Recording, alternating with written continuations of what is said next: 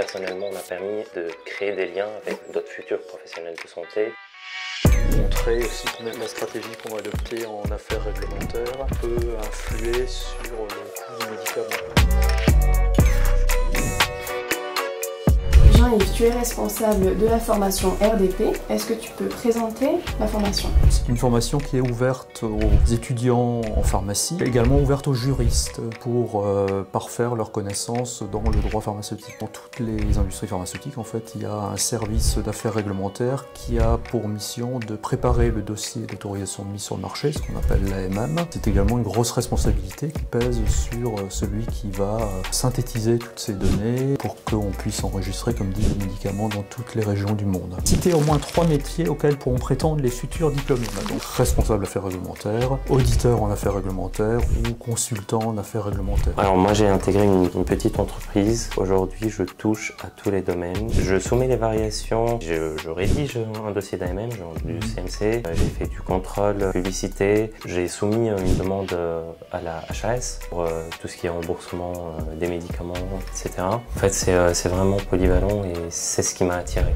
En quoi est-ce un avantage de faire ce master en apprentissage? Parce que l'apprentissage est un vrai plus dans la mesure où il y a une immersion dans le monde de l'industrie. Ça permet aussi l'apprentissage de savoir est-ce que moi je suis fait pour travailler dans l'industrie pharmaceutique ou pas. Moi en tout cas, ça m'a permis de mettre en pratique tout ce que j'ai acquis, de me familiariser avec l'industrie pharmaceutique. C'est plus concret. Si tu devais donner un conseil pour réussir cette formation, lequel serait-il? Ne pas négliger la formation théorique.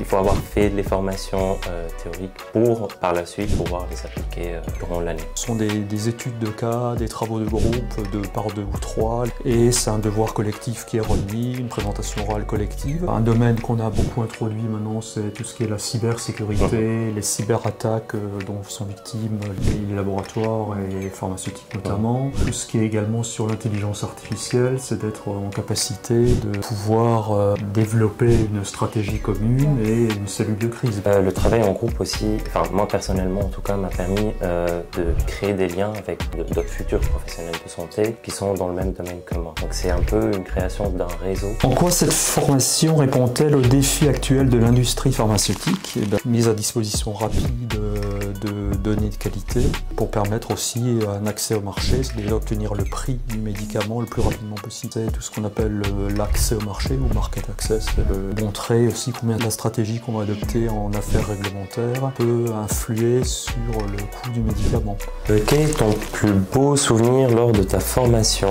On a effectué un voyage au Luxembourg pour visiter l'IBBL, International Biobank of Luxembourg. On a visité le Parlement européen, le Conseil de l'Europe, la pharmacopée européenne. Mais cette année, on aura l'occasion d'emmener toute la promotion à Rabat, à l'Université internationale Abul Cassis, avec laquelle on a un partenariat pendant 8 jours.